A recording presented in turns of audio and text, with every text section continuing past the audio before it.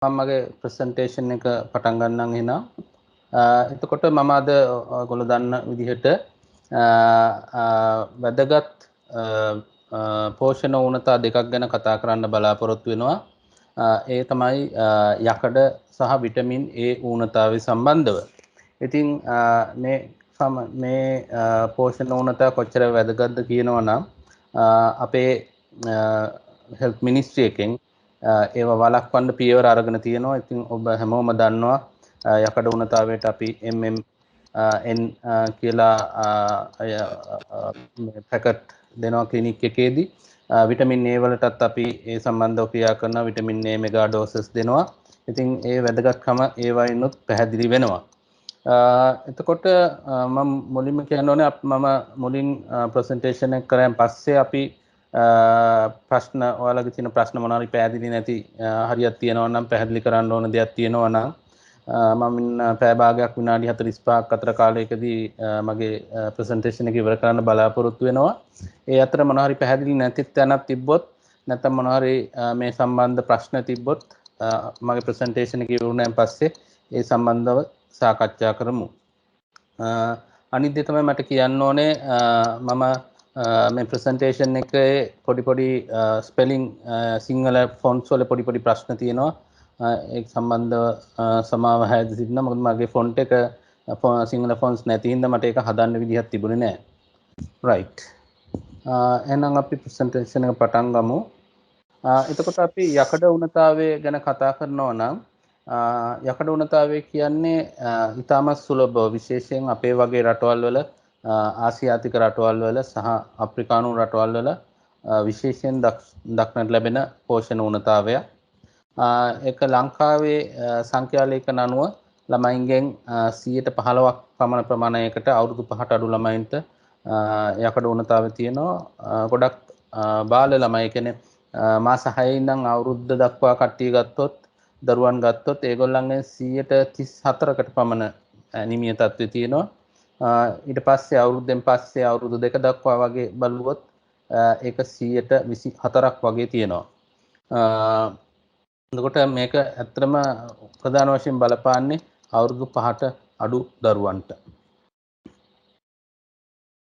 එතකොට අපි මුලින්ම අඳුනගමු මොකද්ද යකඩ ඌනතාවය කියන්නේ රක්ත හීනතාවය කියන එකේ වෙනස මොකද්ද කියලා. එතකොට යකඩ ඌනතාවය කියන්නේ ශරීරයේ අවශ්‍ය ප්‍රමාණයට යකඩ නැත්තම්. වෙනත් විදිහට කියනවා නම් සාමාන්‍ය ශරීර ක්‍රියාවලිය පවත්වාගෙන යාමට ප්‍රමාණවත් යකඩ ශරීරය තුල නැහැ. එතකොට ඒකෙන් කියවෙන්නේ එහෙම තියෙද්දි ලේවල බර නැත්තම් හිමොග්ලොබින් ප්‍රමාණය නෝමල් තියෙන්නත් පුළුවන් මුලදී. එතකොට යකඩ අඩුකමක් කියලා අපි බලන්නේ පරීක්ෂණ පැත්තෙන් කියනවා නම් අපිට සීරම් ෆෙරිටින් යකඩ සංචිත තියෙනවද බලන්න අපි කරන පරීක්ෂණය. එහෙම බැලුවොත් මේ වගේ බබෙක්ගේ ඒක අඩු මට්ටමක තියෙන්නේ. අඟට ඕන යකඩ අඩු මට්ටමක් තියෙන්නේ. එතකොට ඒකේ ඇත්තටම කියන්න පුළුවන් ඒකේ ඊළඟ පියවර තමයි යකඩ අඩුකම දිගටම තිබ්බොත් තමයි දරුවට යකඩ ඌනතාවය නිසා හිමොග්ලොබින් මට්ටම පහත වැටෙන්නේ. ඒ කියන්නේ රක්තහීනතාවයට භාජනය වෙන්නේ. මම හිතනවා ඒක පැහැදිලි කියලා. මුලින්ම එතකොට යකඩ අඩු වෙනවා. අඩු වෙලා ඒක තව ටිකක් කල් පැවතුනොත් දරුවගේ හිමොග්ලොබිනුත් ටික අඩු වෙන්න පටන් ගන්නවා. එතකොට මේ දරුවගේ අපි කවුන්ට් එකක් කරොත් නැත්නම් හිමොග්ලොබින් ලෙවල් චෙක් කරොත් ඒක අඩු වෙනවා කාලයක් ගියන් පස්සේ. එතන පල්ලෙහා පින්තූරෙන් පෙන්වන්නේ ඒ වගේ බබෙක්ගේ බ්ලඩ් පික්චර් එකක්. ඒකේ රතු සෛල පෙන්වනවා. රතු සෛල කුඩා වෙනවා සහ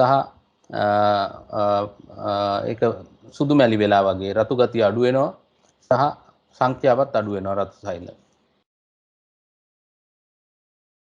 එතකොට මම කලින් කිව්වා වගේ මේක අපේ වගේ පැතිවල ආසියාතික රටවල් වල බහුලව දක්නට ලැබෙනවා. ඊට අමතරව ලංකාවේ ගත්තොත් ලංකාවේ එක පැතිවල මේක එක ප්‍රමාණයට තමයි තියෙන්නේ. ඒ කියන්නේ සමහර පැතිවල යකඩ ඌනතාවය ගොඩක් වැඩි. උදාහරණයක් විදිහට මම අවුරුදු 4මාරක් වගේ අම්පාර ළමා රෝග විශේෂඥ විදිහට වැඩ කරා. ඒ පැත්තේ හිටපු ගොඩක් බබාලගේ හිමොග්ලොබින් තත්ත්වය සහ යකඩ ඌන තත්ත්වය ගොඩක් වැඩි. කියන්නේ 10 දෙනෙක් ළමයි 10 දෙනෙක් බැලුවොත් ඒකෙන් 8 දෙනෙකුට විතර ඒ තත්ත්වය තිබ්බා. හැබැයි දැන් වැඩ කරන වතු පිටිවල පැත්තේ ඒ එච්චර දරුණුවට ඒ ඇනිමියා තත්ත්වය දකින්න ලැබෙන්නේ නැහැ.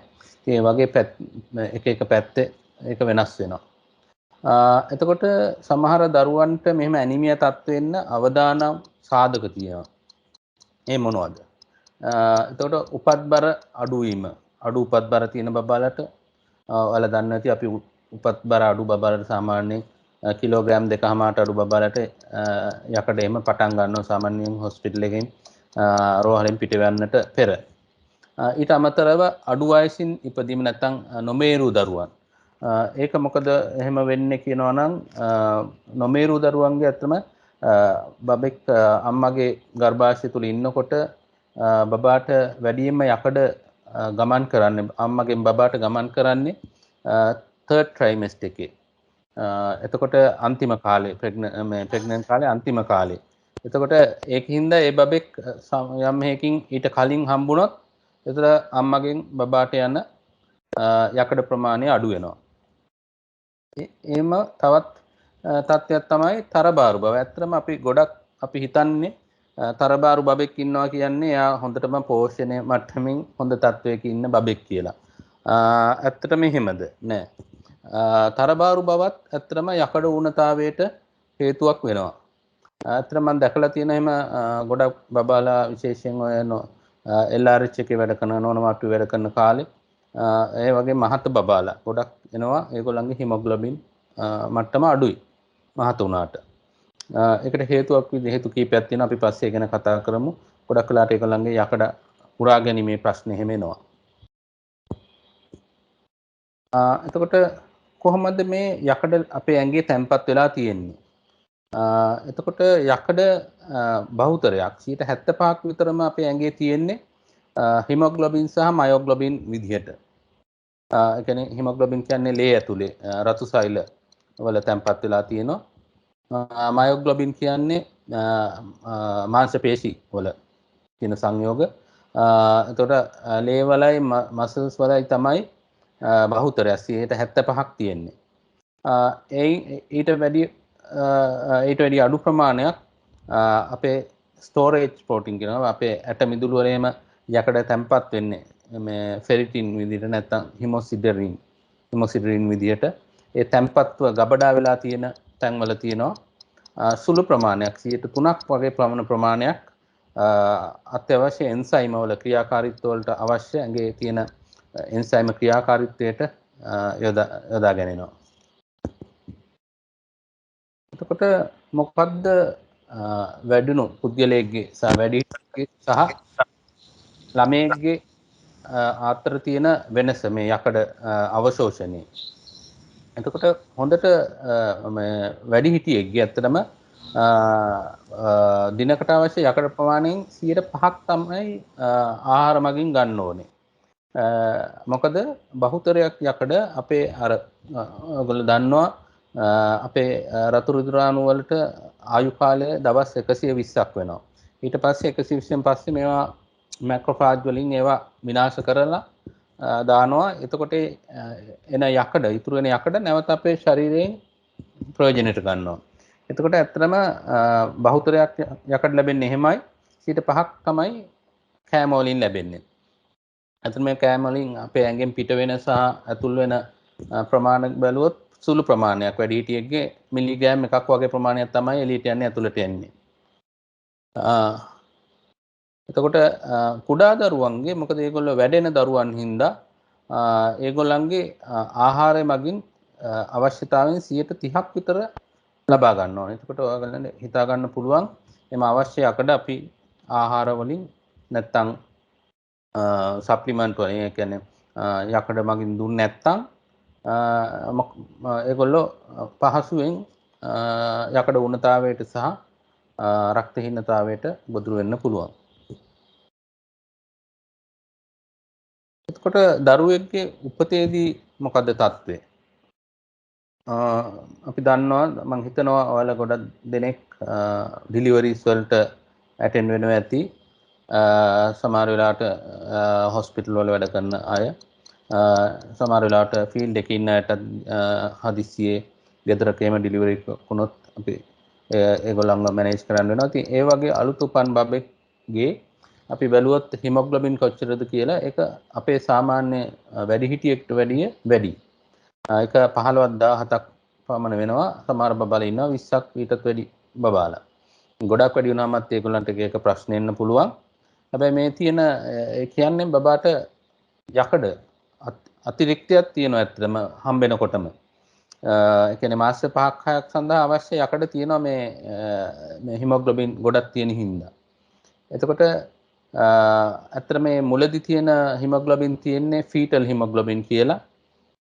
එතකොට ඒ ෆීටල් හිමොග්ලොබින් මුල් මාස කිහිපය තුල වෙනස් වෙනවා වැඩිහිටියන්ගේ තියෙන හිමොග්ලොබින් HbA වලට මාරු වෙනවා. එතකොටත් හිමොග්ලොබින් ලෙවල් එක බර පොඩ්ඩක් අඩු වෙනවා. ඒක සාමාන්‍ය බබෙක්ගේ අපි කියනවා ෆිසියොලොජිකල් ඇනීමියා කියලා. නැත්තම් ඒක වැඩි කුඩා බබෙක්ගේ නැත්තම් ලදරුවෙක්ගේ මේ අඩු වයසෙන් හම්බෙච්ච බබෙක්ගේ ඒක ටිකක් වැඩිපුර වෙනවා. ඒක exaggerated physiologic anemia කියලා කියන්න පුළුවන්. එතකොට අපේ වගේ රටවල් වලට අත්තම පහසුවෙන් මෙම කුඩා දරුවන්ගේ අපේ ඇනීමියාව වළක්ව ගන්න අපිට පහසුවෙන් කරන්න පුළුවන් විදිහක් තියෙනවා. කරන්න පුළුවන් දෙයක්. මොකක්ද ඒකට තමයි කියන්නේ delayed cord clamping කියලා. ඒ කියන්නේ ඒක පහසුවෙන් කරන්න පුළුවන් සාමාන්‍යයෙන් ඩිලිවරි එකකදී. ඒක වෙන්න පුළුවන් normal labor room එකේ ඩිලිවරි එකක් වෙන්න පුළුවන්. නැත්නම් සිසේරියන් සැත්කමක් වෙන්න පුළුවන්. මේ බබාව ඉපදිච්ච ගමන් හැබැයි මේ වැඩේ කරන්න පුළුවන් හොඳ තත්ත්වයේ හම්බෙච්ච බබෙක් තමයි. නැත්නම් මිකෝනියම් හරි අඬන්නේ නැති බබෙක්ට ඒක කරන්න බෑ. හැබැයි හොඳ තත්ත්වයේ හම්බෙච්ච බබෙක්ට අපිට පුළුවන් ඒ බබා ඩිලිවර් කරාන් පස්සේ වැදමහේ ලෙවල් එකට වැඩිය පහතින් විනාඩියක් තියන්න පුළුවන්. ඒකට තමයි කියන්නේ එතකොට මොකද වෙන්නේ? වැදමහේ තියෙන ලේ වැඩිපුර ලේ ටිකක් බබාට යනවා. එතකොට ඇත්තටම කොහොමත් ඒ ලේ නිකන් අහකට යන ලේ වැදමහවෙන් වුණා මේ ටික අහකට යනවා කොහොමත්. ඉතින් අපි ඒ වගේ delayed cord clamping කියන ප්‍රැක්ටිස් එක කරොත් අපිට පුළුවන් මෙම ඇනීමියා තත්ත්වය වළක්ව ගන්න. ඇත්තටම මේක ගොඩාක් වැදගත් වෙනවා අපේ වගේ රටකට මේ යකඩ උණතාවයේ බහුලව තියෙන රටකට.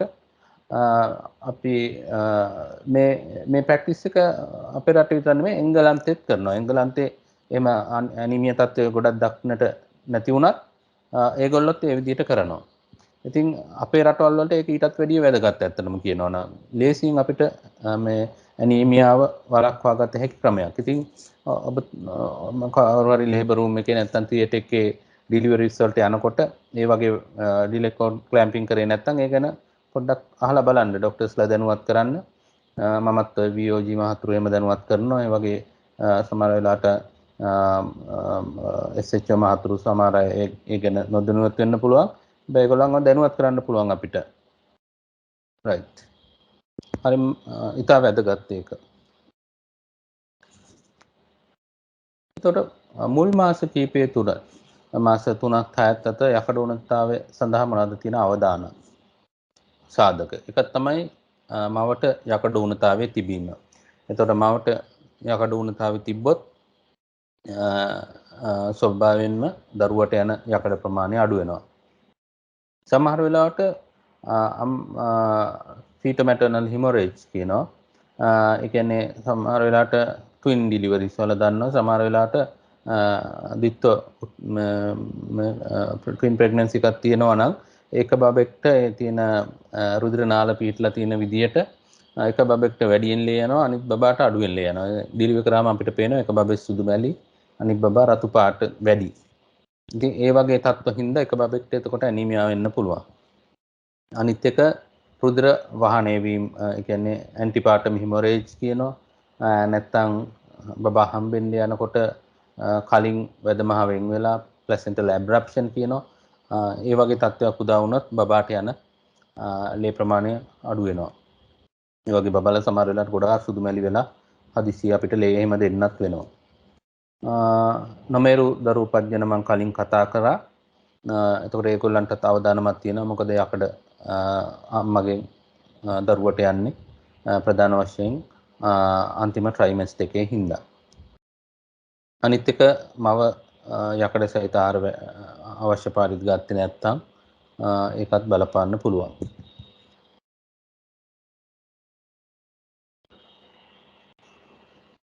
එතකොට අපිට මේ වළක්ව ගන්න අපිට පුළුවන් සප්ලිමන්ටේෂන්. ඒ කියන්නේ යකඩ දෙන්න පුළුවන් අම්මට. ඒ වගේම ෆෝටිෆිකේෂන් කියන්නේ අම්මා ආහාරයට ගන්න ද්‍රව්‍ය වලට අපිට යකඩ එකතු කරලා දෙන්න පුළුවන්. මේක තමයි ෆෝටිෆිකේෂන් කියන්නේ. අනිත් එක නොමේරු දරුවන් හම්බුනාම ඒගොල්ලන්ට අපි කලින්ම යකඩ ප්‍රතිකාර පටන් ගන්නවා.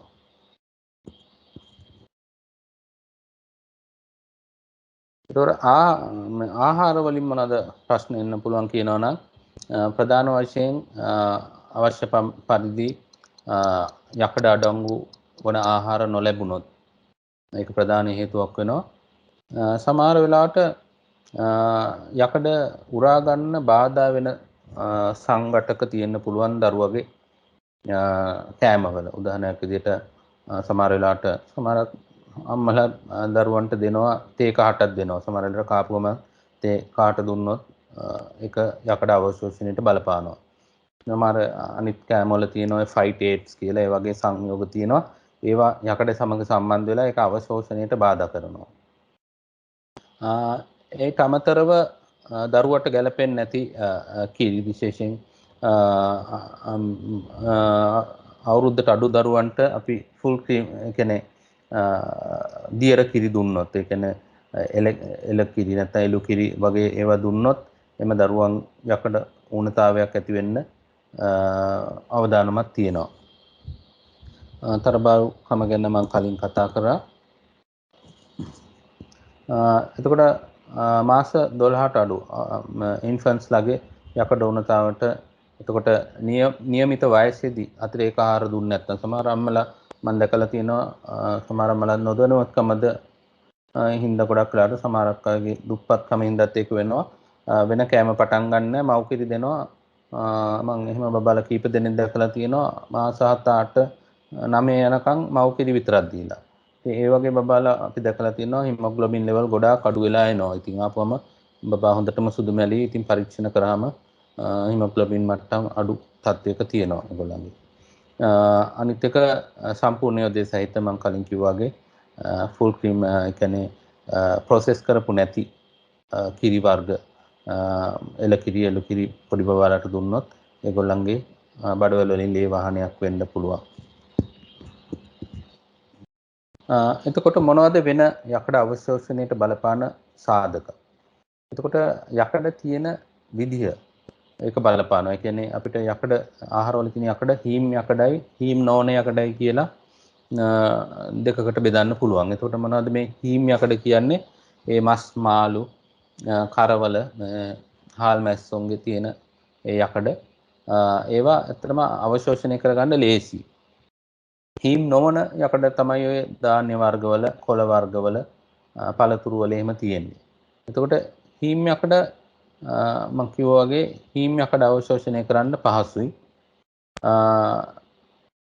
එතකොට විටමින් C අපි අර ඔයගොල්ලෝ දන්නවා අපි කියනවා කෑමට විටමින් C දැම්මොත් යකඩ අවශෝෂණයට ඒක උදව් වෙනවායි කියලා. ඉතින් ඒක වෙන්නේ හීම් නොවන යකඩ වලට නන් හීම් අයන් වලට. ඒ වගේම අපි එකට හීම් යකඩයි නන් හීම් යකඩයි කියන කෑම එකට කෑවොත් ඒ හීම් යකඩ වලින් නන් හීම් නොවන යකඩ අවශෝෂණයට උදව් කරනවා.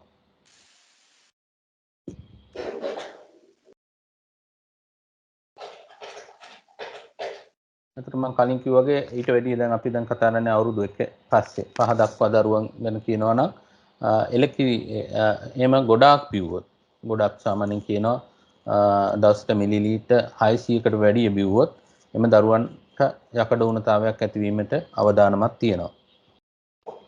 එතකොට ඒකට හේතු තමයි ඒකේ එලකිරි වල තියෙන යකඩ ප්‍රමාණය අඩුයි සහ ඒකේ බයෝ අවైలබිලිටි කියලා කියනවා ඒක අවශෝෂණය වන ප්‍රමාණය අඩුයි. ඒ අතින් බලනකොට මව්කිරි ගත්තොත් මව්කිරි වලත් යකඩ අඩු ප්‍රමාණයක් තිබ්බට ඒකේ අවශෝෂණය කරගන්න පුළුවන් ප්‍රමාණය වැඩි. එතකොට මේ මයිලකිරි බොන බබාලගේ ඇත්තටම බඩවැල් වල අර කොලයිටිස් කියලා තත්ත්වයක් එන්න පුළුවන්. කවුස් මිල්ක් ප්‍රෝටීන් ඇලර්ජි කියලා ප්‍රෝටීන් වලට ඇලර්ජි තත්ත්ව වෙන්න පුළුවන්. ඒවෙන් පස්සේ පොඩි රුධිර වාහනයන් වෙන්න පුළුවන්.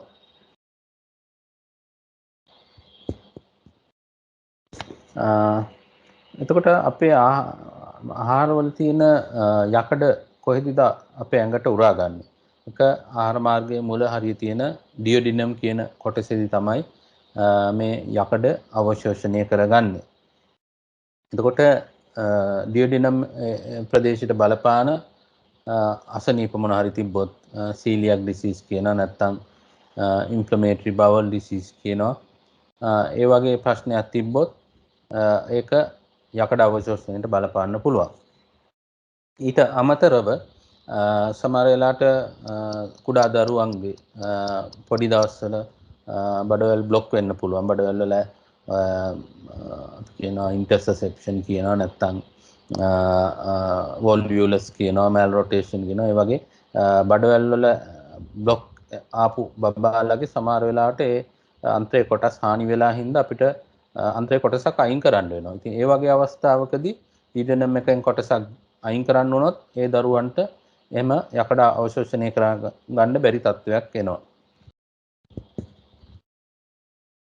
එතකොට බඩවැල් වලින් ලේ යන්න මල පහ සමග ලේ පිටවන්න හේතු තමයි මම කලින් කිව්වා එලකිරි වලින් අර කොලයිටිස් තත්ත්වයක් එන්න පුළුවන්. ඊට අමතරව ඉන්ෆ්ලමේටරි බවල් ඩිසීස් කියනවා දරුවන්ගේ කලාතුරකින් දකින්න ලැබෙන කන්ඩිෂන් එකක්.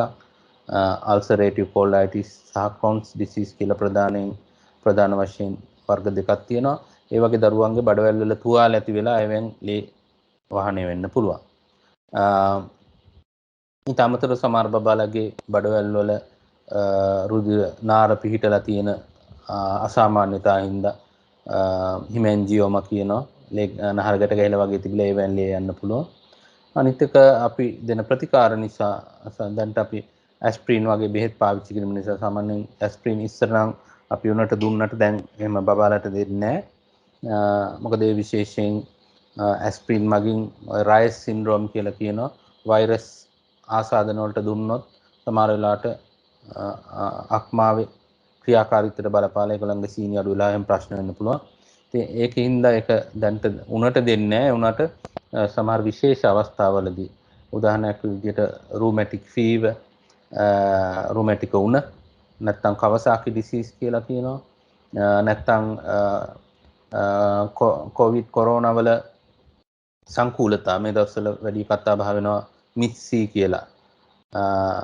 එතකොට ඒ වගේ සංකූලතාවලට බෙහෙත් කරන්න ඇස්ප්‍රින් දිගු කාලීනව දෙන්න වෙනවා සමහර දරුවන්ට. ඉතින් මේ වගේ දරුවන්ගෙන් බඩවැල් වලින් එම රුධිර වාහන වීමක් සිදු වෙන්න පුළුවන්. එතකොට අපි කොච්චරක් යකඩ දෙන්න ඕනේද බබාලට? ඒක සාමාන්‍යයෙන් මේ කතා කරන්නේ හොඳට ඉන්න බබාලගේ. හොඳට ඉන්න බබාලා නමුත් යකඩ උණතාවය බහුල පැත්තක ඉන්න බබාලා අවදානමක් තියෙන බබාලා ඒගොල්ලන්ට ෆුල් ටර්ම් කට්ටියට මාස 4ක් වගේ සම්පූර්ණ වුණාම 1 mg per kg per day කියන්නේ එලිමන්ටල් අයන් කියන අපි පොඩි බබාලට දෙන ඔයාලා දන්නවා සිරප් අපි ඩ්‍රොප් සිරප් සහ ඩ්‍රොප් කියලා දෙකක් තියෙනවා අලුත් උපන් බබාලට ඩ්‍රොප් එකෙන් දෙන්නේ ඒක සාමාන්‍යයෙන් තියෙන ප්‍රෙපරේෂන් වල මිලි එකක මිලිග්‍රෑම් 50ක් තියෙනවා එලිමන්ටල් අයන් නැත්තම් සිරප් එකේ මිලි 5ක 50ක් තියෙනවා. ඉතින් ඒ සාන්ද්‍රණය හරියට බලලා ඒක ගාන හදලා දෙන්න ඕනේ. ඒක වෛද්‍යවරුන් විසින් කරනවා. ප්‍රීටර්ම් බබෙක්ට අපිට වැඩියෙන් යකඩ දෙන්න වෙනවා. ඒක 2 to 4 mg per kg per day. වැඩි ප්‍රමාණයක් ඒගොල්ලන්ට ඕනේ. මොකද ඒගොල්ලන්ගේ අවදානම යකඩ ඌනතාවයක් ඇති වෙන්න තියෙන අවදානම වැඩි නිසා.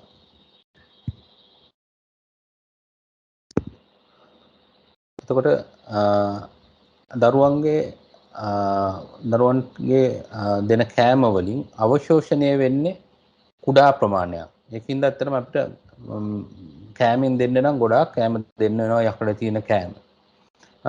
එතකොට මව්කිරි වල තියෙන යකඩ ප්‍රමාණය ගැන කියනවා නම් ඒක 0.3ක් සිට ලීටරයක 0.3 මිලිග්‍රෑම් සිට 1ක් දක්වා වෙනවා.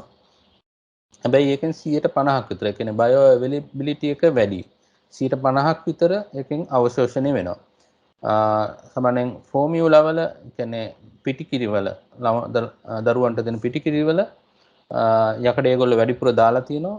නමුත් ඒකෙන් ඒ බබාට අවශෝෂණය වෙන්නේ ඊට වැඩිය ගොඩාක් කුඩා ප්‍රමාණයක්, 4ක් 6ක් වගේ ප්‍රමාණයක් තමයි ඒකෙන් අවශෝෂණය වෙන්නේ. එතකොට යකඩ අපි සප්ලිමන්ට්ස් දෙන, යකඩ අතිරේක දෙන එක ගැන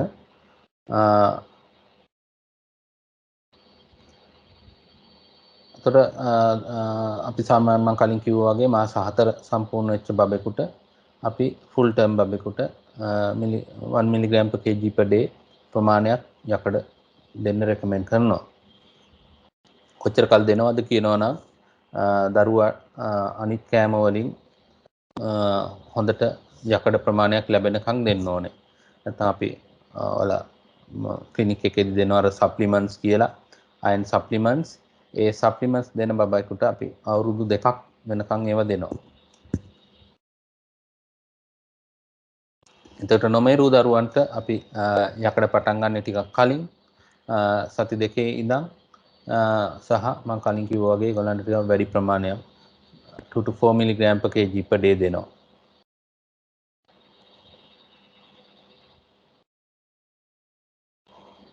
එතකොට අපේ වගේ රටවල් වලට හැමෝටම යකඩ දෙන එක වැදගත් වෙනවා. මොකද එච්චරට යකඩ උණතාවය බහුලව තියෙන නිසා.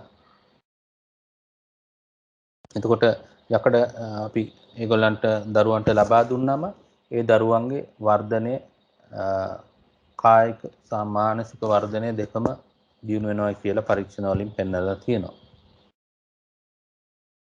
එතකොට ලංකාවේ දෙන අතිරේකය ගැන අත්‍තරම ඔයගොල්ලෝ මම හිතනවා මේ ගැන හොඳින්ම දන්නවා කියලා. MMN කියලා කියනවා, මල්ටිපල් මයික්‍රොනියුට්‍රියන්ට්ස් දෙනවා අපි. ඒක දෙන විදිය ඉතින් ඔයගොල්ලෝ දන්නවා. මාස 6 ඉඳන් දෙන්නේ 6 12 18 වලදී මාස 2ක් දෙනවා, දවසට පැකට් එක ගන්න. එතකොට මේ මල්ලක මොනවද තියෙන්නේ කියනවා නම් ඒකේ සංඝටක 15ක් අඩංගු වෙනවා විටමින් වර්ග. ඒකේ ප්‍රධාන ඒවා විදිහට කියනවා නම් ඒකේ යකඩ තියෙනවා මිලිග්‍රෑම් 10ක් එක පැකට් එකක. ඊට අමතරව සිංක් තියෙනවා, විටමින් C තියෙනවා. ඒ වගේ සංඝටක 15ක් තියෙනවා. ඊට පස්සේ ඉස්කෝලේ යන දරුවන්ට අපි මුලදී ඇත්තටම මේක සඳහන් කරලා තියෙන 147 පාසල් දරුවන් සඳහා මුලදී එක පටන් ගත්තට පස්සේ 2013 සිට හැම දරුවන් 1 ඉඳන් 13 දක්වාම දරුවන්ට මේක දෙනවා. යකඩ ෆෙරස් සල්ෆේටුයි, ෆෝලික් ඇසිඩුයි, විටමින් C. එතකොට ඒක සතියකට දවසක් දෙනවා. සතිය දවසක ඒක ඉස්කෝලේ ටීචර්ලත් එකතු වෙලා MOH එකේ කට්ටිය එම මාස 6ක් දෙනවා.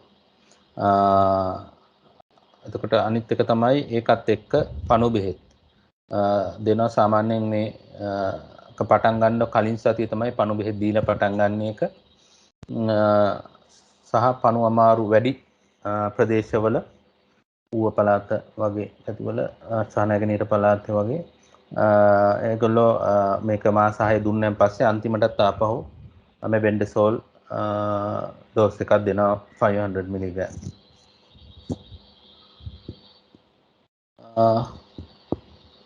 ඒකට අපි දරුවන්ට රෙකමෙන්ඩ් කරන්නේ මුල් මාස 4 සිට 6 දක්වා අපි මව්කිරි විතරයි. අතිරේක යකඩ මාස 4න් ආරම්භ කරනවා. නොමෙර දරුවන්ට අපි සති 2 ඉඳන් කලින්ම යකඩ පටන් ගන්නවා. සහ මෙම පටන් ගන්න යකඩ අතිරේක ආහාර වලින් අවශ්‍ය පරිදි යකඩ ලැබෙනකම් කාලයක් අපි දිගට පාවිච්චි කරන්න ඕනේ. එතකොට මාසාවෙන් පස්සේ විටමින් C බහුල ආහාර අපි හඳුන්වා දෙන්න ඕනේ. මොකද ඒකෙන් අර නන් හීම් අයන් කියන ඒවා එළවලු පළතුරු වල තියෙන විටමින් යකඩ උරා ගැනීමට උදව් වෙනවා. මාසාවෙන් පස්සේ අපිට හීම් අයන් තියෙන මස් මාළුවෙම හඳුන්වලා දෙන්න පුළුවන්. එතකොට මම කලින් කිව්වා වගේ මාස 12ට අඩු දරුවන්ට ඉන්ෆන්ට්ස්ලට එලකිරි හෝ එළු කිරි ෆ්‍රෙෂ් මිල්ක් දෙන්න එක රෙකමෙන්ඩ් කරන්නේ නැහැ. මම කලින් කිව්වා එතකොට හීම් යකඩ අවශෝෂණය කරන එක වඩා කාර්යක්ෂමයි. හීම් යකඩ ආහාරයේ තියෙනවා නම් ඒ මගින් හීම් නොවන ආහාර අවශෝෂණයට උදව් වෙනවා. එතකොට වඩා ලොකු ළමයින්ට කිරි ගොඩාක් දෙන්න හොඳ නැහැ මම කිව්වා. මිලිලීටර් 600ට සීමා කරන්න ඕනේ. යකඩ අඩංගු ආහාර තෙල් 3ක් දෙන්න ඕනේ. ඒ වගේ ආහාර වලින් හරියට ලැබෙන්නේ නැත්නම් ඒගොල්ලන්ට අමතර යකඩ දෙන්න පුළුවන්.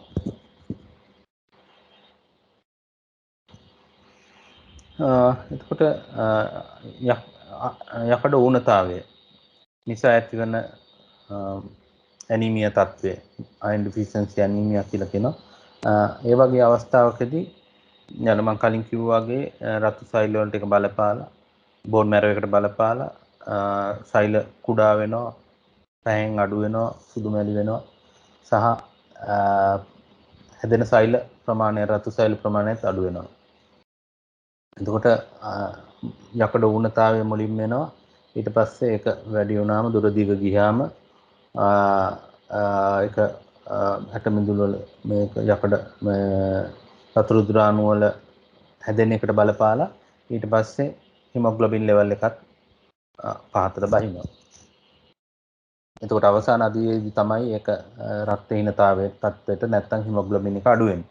එතකොට අපි මේගොල්ලන්ට ප්‍රතිකාර පටන් ගත්තම මුලින්ම හිමොග්ලොබින් එක තමයි වැඩි වෙන්නේ.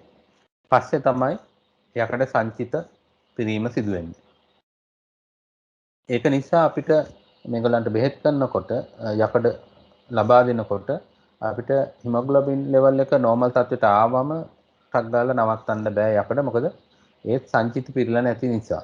නුනොත් අපි නැවතුම් පස්සේ ආයේ කෑමෙන් එහෙම ලැබුණ නැත්තම් ආපහු කාලයක් යද්දි හිමොග්ලොබින් ලෙවල් එක අඩු වෙනවා. ඉතින් ඒක නිසා සාමාන්‍යයෙන් අපි යකඩ දෙනකොට හිමොග්ලොබින් ලෙවල් එක නෝමල් තත්ත්වයට ආවත් මාස 3ක්වත් තව වැඩිපුර ඒ යකඩ දීම සිදු කරන්න ඕනේ. ගොඩක් බබාලා ඇත්තටම අපි දකින්නේ පොඩ්ඩක් හිමොග්ලොබින් ලෙවල් සාමාන්‍යයෙන් 8ක් 9ක් වගේ අඩු වෙච්ච බබාලා. හැබැයි කලාතුරකින් හිමොග්ලොබින් ලෙවල් එක 4 5 වගේ තියෙන බබාලත් දකිනවා. අතර මේ යකඩ ඌනතාවය දරුවන්ගේ ස්නායු වර්ධනයට බලපාන විශේෂයෙන් දෘෂ්ටිය සහ ශ්‍රවණය සඳහා ඊට පස්සේ ඒක අතනම දරුවගේ මේක යකඩ ඌනතාවයට ප්‍රතිකාර කරාන් පස්සෙත් මේ තත්ත්ව දිගට පවතින්න පුළුවන් මේ දුර්වලතා ස්නායු දුර්වලතා. ඒකර මම කලින් කිව්වා වගේ ඒගොල්ලන්ගේ මානසික වර්ධනයට වගේම කායික වර්ධනයටත් යකඩ ඉතා වැදගත්.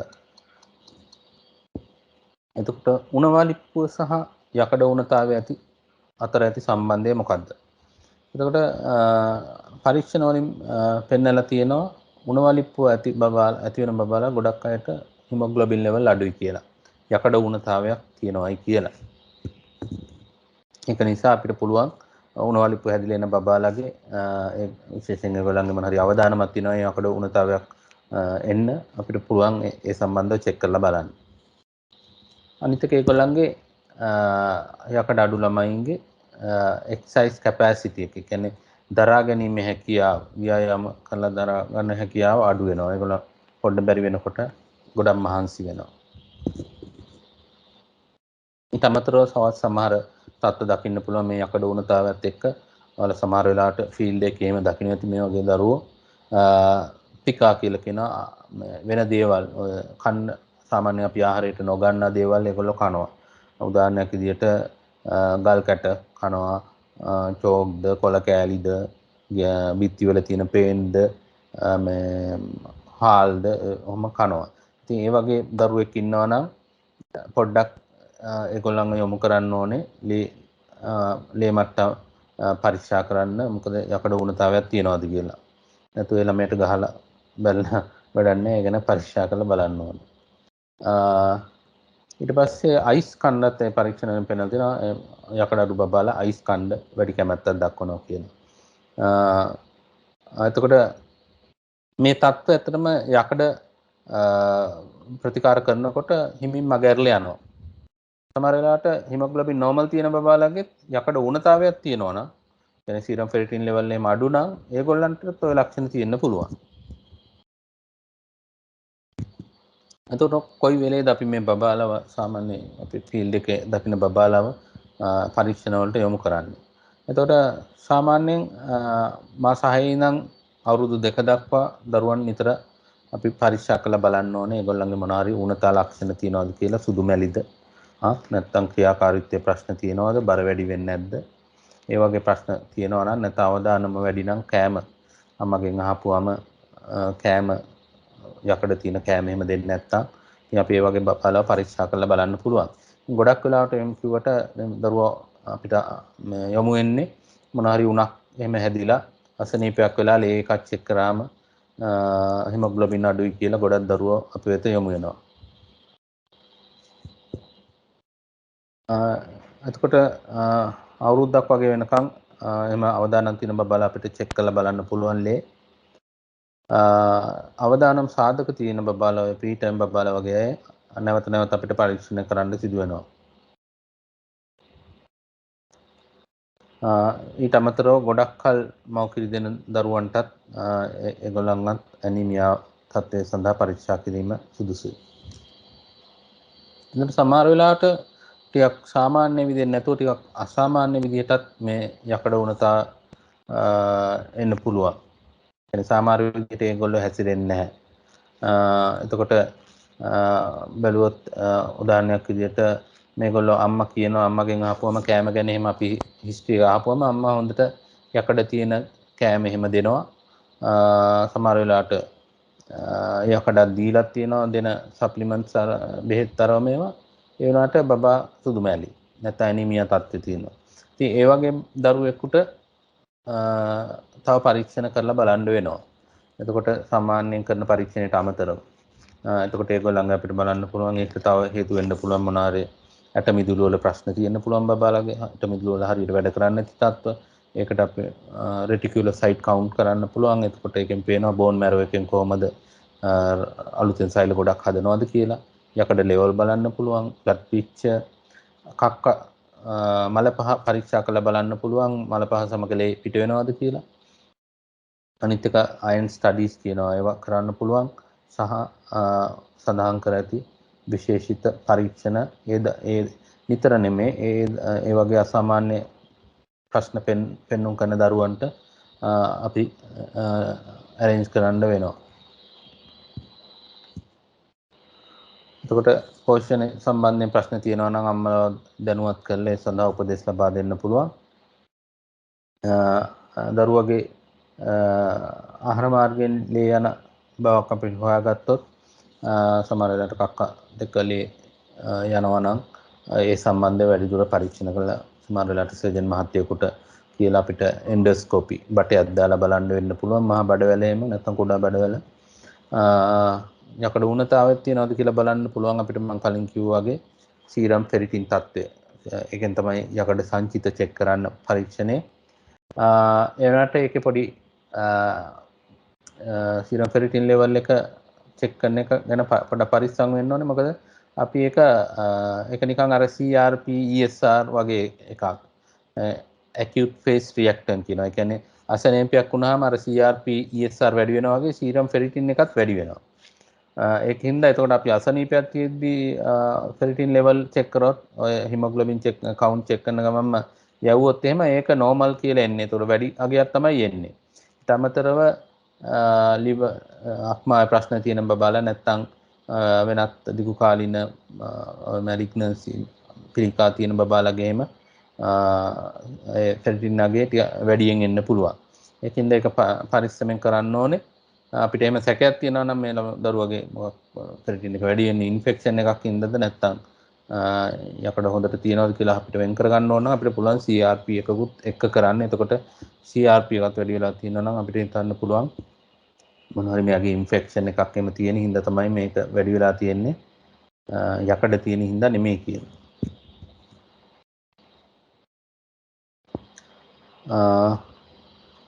එතකොට අපි යකඩ එහෙම අඩු දරුවෙකුට දෙනවා නම් අපිට යන්න පුළුවන් 3 ඉඳන් 3 to 6 මිලිග්‍රෑම් per kg නකන් යන්න පුළුවන්. ෆෙරස් සල්ෆේට් වගේ එකක් දෙන්න පුළුවන්. එක ප්‍රිපරේෂන් තියෙනවා. ෆෙරස් ෆියුමරේට් කියන එක තමයි අපි අර දෙන පැකට් වල ක්ලිනික් එකේ දෙන පැකට් වල තියෙන්නේ.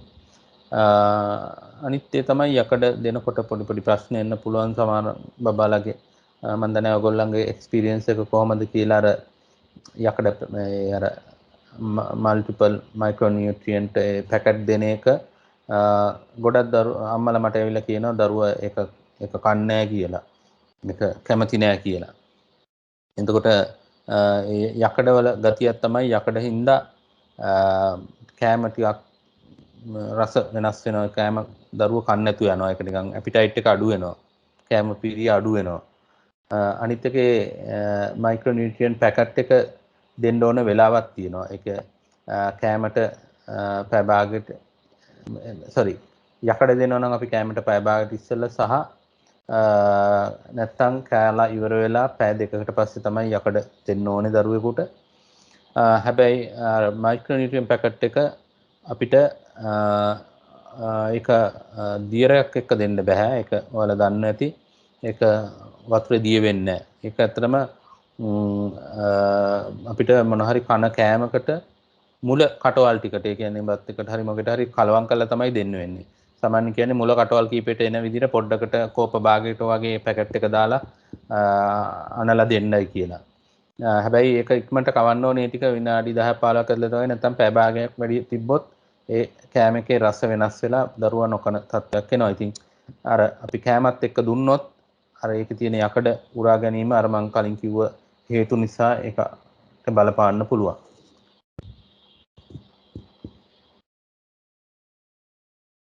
මම කිව්වේ ඒක යකඩ අපි ට්‍රීට්මන්ට් දෙනකොට කෑමට මිනිත්තු 30කට පෙර හෝ කාලා පැය දෙකකට පස්සේ දෙන්න ඕනේ. ඉතින් මේවා ඇත්තටම හරි වැදගත් අම්මලට කියන එක ෆීල්ඩ් එකේදීත් දරුවෝ දකිද්දී නැත්නම් ක්ලිනික් එකේදී අම්මලාගෙන් පොඩ්ඩක් ඉඳලා අහලා බලන්න ඕනේ කොයි වෙලේටද දෙන්නේ. විශේෂයෙන් අපේ ට්‍රීට්මන්ට් දීලත් ඒක හිමොග්ලොබින් එම හරියන්නේ නැති බබාලගේ ඒව ගැන පොඩ්ඩක් හොයලා බලන්න ඕනේ. අනිත් එක නිතර ක්ලිනික් වලදී මේවා ගැන දැනුවත් කරන්න ඕනේ. කිරිත් එක්ක සාමාන්‍යයෙන් යකඩ දෙන්නේ නැහැ. මොකද එතකොට යකඩ අවශෝෂණයට ඒක බලපාන නිසා. ඊපස්සේ මාස 6ට වැඩි දරුවන් මව් කිරි දෙන දරුවන්ට යකඩ අඩංගු ආහාර දීම සුදුසුයි. ඉතින් මේ රූපේ යකඩ තියෙන ආහාර වර්ග පෙන්නලා තියෙනවා. එතකොට අපි යකඩ ට්‍රීට්මන්ට් එක දුන්නාන් පස්සේ කොහොමද අපි ආයි නැවත ඒගොල්ලන්ව චෙක් කරන්නේ? ඒක අපේ ප්‍රතිකාරය සාර්ථක වෙලාද කියලා. එතකොට සාමාන්‍යයෙන් අඩු වශයෙන් ඇනීමියා තත්ත්වයේ තියෙන දරුවෙක්ගේ අපිට පුළුවන් සති 4කට පස්සේ චෙක් කරලා බලන්න කවුන්ට් එකක් හිමොග්ලොබින් වැඩි වෙලාද කියලා. හැබැයි ගොඩක් රක්තහීනතාවයේ තියෙන දරුවෙක් නැත්නම් හිමොග්ලොබින් ලෙවල් ගොඩක් අඩු බබෙක්ට සති 1කින් 2කට පස්සේ ආයි ලේ චෙක් කරලා බලන්න වෙනවා. එතකොට මෙහෙම චෙක් කරලා බලනකොට හිමොග්ලොබින් අගය ග්‍රෑම් එකකින් වැඩි වෙලා තිබ්බොත් 1 gram per deciliter ඒ කියන්නේ අපේ උත්සාහය සාර්ථකයි. ඊට පස්සේ අපිට පුළුවන් මාස 3කින් වගේ ආයි පරීක්ෂා කරලා බලන්න.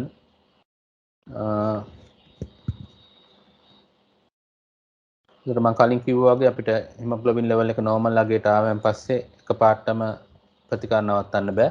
අර සංචිත පිරෙනකන් තව මාස 3ක් විතර යකඩ දෙන්න වෙනවා. ඒ අතර ප්‍රතිචාරයක් සමහරක් බබලට ඒක යකඩ දුන්නට ඒක වැඩ කරන්නේ නැහැ වගේ පේන දරුවන්ට ආපහු ඒගොල්ලන් පරීක්ෂා කරන්න වෙනවා අපිට සති 4කින් වගේ. එහෙම මොකද වැඩ කරන්නේ නැති වෙන්නේ හේතු කියලා කියනවා නම් සමහර වෙලාවට අම්මා හරියට ප්‍රතිකාර ගොඩක් වෙලාවට වෙන්නේ ඒකයි ප්‍රතිකාර අපි මේ දුන්නට ගෙදර ගිහිල්ලා ඒවා දීලා නැහැ. විශේෂයෙන් අර කියනවා අර MMN මයික්‍රෝ නියුට්‍රියන් ඒ පැකට්ස් දෙනකොටත් ඊළඟට දෙනකොට ඒ පැකට් හිස් පැකට් ගේන්න කියලා ගෙනලා බලලා දෙන්න ඕන. මම හිතන්නේ ඔයගොල්ලෝ ප්‍රැක්ටිස් කරනවා ඇති එක ක්ලිනික් එකේදී එහෙම ඒ වගේ අපිට පොඩ්ඩක් බලන්න වෙනවා ඒවා හරියට අරගෙනද කියලා. සමහර වෙලාවට අපේ ඩයග්නෝසිස් එක වැරදි වෙන්න පුළුවන්. අපේ රෝග විනිශ්චය වැරද්දක් වෙන්න පුළුවන්. අපි යකඩ උණුතාවය කියලා හිතුවට ඒක යකඩ උණුතාවය නෙමෙයි වෙන මොකක් හරි මේ තැලසීමියාවක් තත්ත්වයක් හරි ඒ වගේ මොකක් හරි වෙන්න පුළුවන්. නැත්තම් අකණ්ඩව දරුවගේ ලේ වාහනය වීමක්වත් මල පහ සමග දිගටම ලේ යාම නිසා වෙන්න පුළුවන්. නැත්තම් මොන හරි යකඩ අවශෝෂණයේ ප්‍රශ්න වෙන්න පුළුවන්. මේ වගේ ඒව සම්බන්ධව හොයලා බලන්න වෙනවා වැඩි වෙන්නේ නැත්තම්. එතකොට දරුවන්ට මොන හරි අසනීප හැදෙනකොටත් පොඩ්ඩක් හිමොග්ලොබින් ලෙවල් එක අඩු වෙන්න පුළුවන්. මම කිව්වා වගේ ගොඩක් වෙලාට ඒක අසාර්ථක වෙන ප්‍රධානම හේතුව තමයි මේ ප්‍රතිකාර අපි කියපු විදිහට දෙමව්පියන් සහ දරුවන් පාවිච්චි නොකර සිටීම.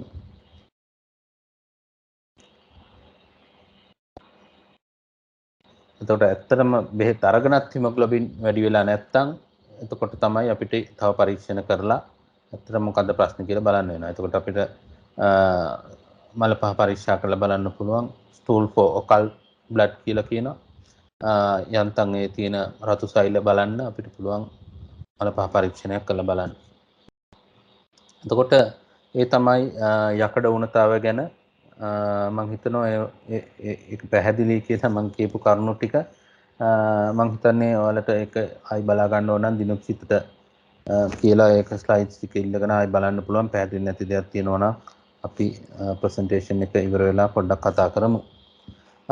ඊට පස්සේ මම කෙටියෙන් විටමින් A ගැනත් පොඩ්ඩක් කතා කරමු. මොකද ඒකත් අපි ෆීල්ඩ් එකේ දෙන ප්‍රතිකාරයක් නිසා දරුවන්ට දෙනවා විටමින් A. එතකොට මේක මේදේ ෆැට් සොලියබල් විටමින් එකක්. Vitamin A D E K කියන ඒවා තෙල් වල දියවෙන ඒවා මේද දියවෙන ඒවා. රෙටිනෝල් කියලාත් කියනවා. ගොඩක් වැදගත් ශරීරයේ ප්‍රවෘත්ති ක්‍රියාවලට විශේෂයෙන් සෛල බෙදෙන්න වැදගත් වෙනවා. සාමාන්‍යයෙන් පෙනීම පවත්වා ගැනීමට වැදගත් වෙනවා.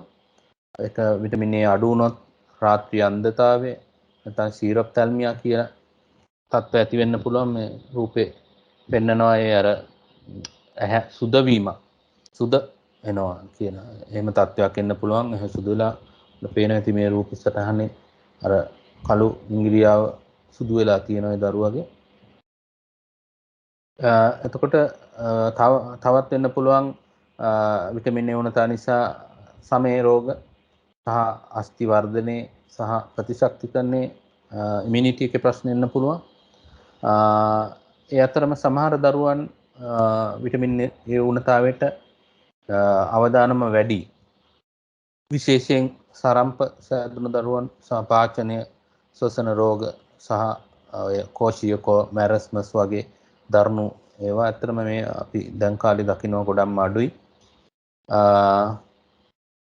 පල්ලෙහා පෙන්නන රූපේ තියෙන කකුල් දෙක ඔය වගේ බබහලා ඕන තරම් ඔයාලා මම හිතනවා ක්ලිනික් එකේදී එහෙම දැකලා ඇති කියලා. ෆීල්ඩ් එකේදී එහෙම දරුවගේ කකුල් දෙක කහ පාටයි. එතකොට ඒක ගොඩක් සමහර දරුවෝ එනවා අපිවත් හම්බෙන්න මේ දරුවා මේ ළමයා කහ වෙලා කියලා ලොකු අමාරුවක් තියෙනවා කියලා හිතලා එනවා. ඉතින් මේ தත්ත්වයට ගොදුරු මේක ඇත්තටම කැරොටිනීමියා කියලා කියන්නේ. දරුවන්ට ඔය විටමින් A තියෙන ආහාර ගොඩක් දුන්නොත් ඒ කියන්නේ ඔය කහ පාට වට්ටක්ක කැරට් බතල ඕවා ගොඩාක් දුන්නම ඒ කැරට් වල තියෙන ඒ කහ පාට එළවලු වල තියෙන වර්ණක කැරොටින් ගිහිලා ඇඟේ තැම්පත් වෙනවා. ඉතින් ඒක විශේෂයෙන් බය වෙන්න ඕන අසනීප තත්ත්වයක් නෙමෙයි. බය වෙන්න ඕනේ අක්මාවේ ප්‍රශ්නයක් තිබිලා පිට හරියට පෙරලා යන්නේ නැතුව දරුවා කහ වුණොත්. ඒ වගේ වුණොත් තමයි බය වෙන්නේ. ඒ වගේ තත්වයකදී දරුවගේ ඇසුත් කහ වෙනවා. ඉතින් මේ තත්වයේදී මේ කැරොටිනීමියා කියන තත්වයේදී දරුවගේ ඇස් කහ වෙන්නේ නැහැ. එතකොට දරුවගේ අල්ල බැලුවොත් අල්ල නැත්නම් යටිපතුල් එහෙම කහ වෙලා තියෙනවා. එතන ගොඩක් සුලභව දක්නට ලැබෙන කන්ඩිෂන් එකක්. ඉතින් ඒ අම්මලට ඒක ඇත්තටම harmless condition එකක්. හැබැයි අම්මට කියන්න පුළුවන් පොඩ්ඩක් ඒ කහපාට පිග්මන්ට් තියෙන කෑම දෙන එක පොඩ්ඩක් අඩු කරන්න කියලා අපිට අවවාද කරන්න පුළුවන්. එතකොට ගොඩක් වෙලාවට අපිට ක්ලිනිකලි බලලා විටමින් A උණතාවය තියෙනවා කියලා අර කලින් කියපු විදිහට හඳුර ගන්න පුළුවන්. ඊට අමතරව අපිට බ්ලඩ් ටෙස්ට් කරන්න පුළුවන්. රෙටිනෝල් ලෙවල්ස් බලන්න පුළුවන්. නැත්නම් රෙටිනෝල් බයින්ඩින් ග්ලොබියුලින් සහ රෙටිනෝල් අනුපාතය චෙක් කරලා බලන්න පුළුවන්. ඉතින් මෙතන තියෙන සටහනේ තියෙනවා පේනවා විටමින් A බහුලව තියෙන ආහාර. එතකොට අර මම කිව්වා මන්ද පෝෂණයෙන් පෙළෙන දරුවන්ට විටමින් A දෙන්න ඕනේ. ඒක දරුණුවට තියෙන දරුවන්ට විශේෂයෙන් රාත්‍රී අන්ධභාවය, කෝනියල් ස්ක්ලෙරෝසිස් කියලා කියනවා.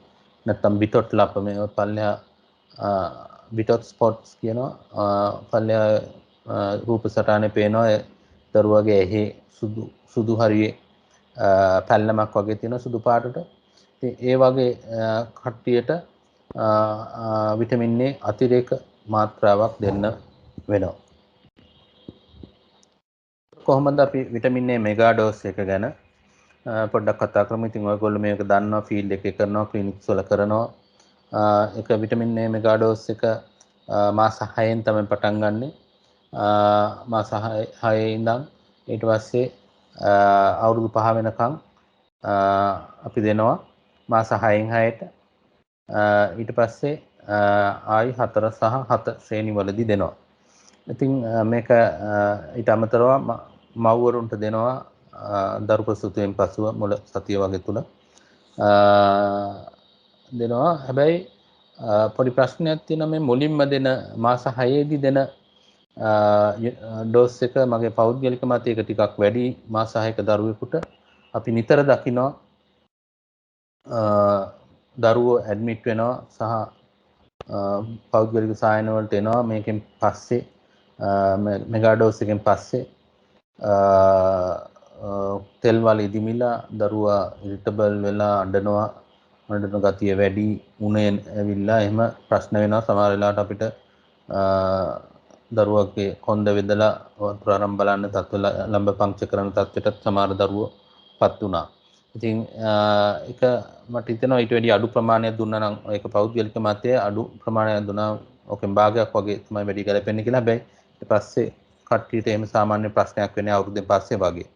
ඉතින් අපි ඒ සම්බන්ධව අපි එහෙම ප්‍රශ්නයක් ආපුවම අපි සාමාන්‍ය වර්ගයෙන් දන්නලා යවනවා ARF5 form, adverse reaction following immunization කියලා ෆෝම් එකක් තියෙනවා. වාට්ටු එක පුරවලා MOH එකට යවනවා. ඒ මාර්ගයෙන් එපිඩ් යුනිට් එකට තොරතුරු යනවා. එහෙම තොරතුරු ගියොත් ඉස්සරහට ඒ වගේ වැඩියෙන් රිපෝට් වුණොත් ඒ වගේ සංකුලතා මම හිතනවා ඉදිරියේදී එම මාස 6දී දෙන ඩෝස් එක අඩු වුණොත් හොඳයි කියලා. එතකොට ඒක මෙගා ඩෝස් එක එන අතුවාබාධ කියනවා නම් ගොඩක් අඩුයි කියලා කියන්නේ. හිස රදය, ඔක්කාරය, වමනේ පාචනය වගේ වෙන්න පුළුවන්. කෙටි කාලිනව පවතින කන්ට්‍රා ඉන්ඩිකේෂන් නැහැ කියලා තමයි සඳහන් වෙන්නේ. ඒ වුණාට ඒක දෙන්න බැරි අවස්ථා ටිකක් තියෙනවා.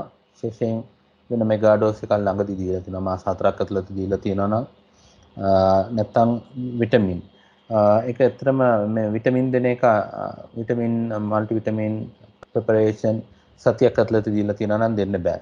ඒතර ඒක ගැන පොඩ්ඩක් දැනුවත් වෙන්න ඕනේ.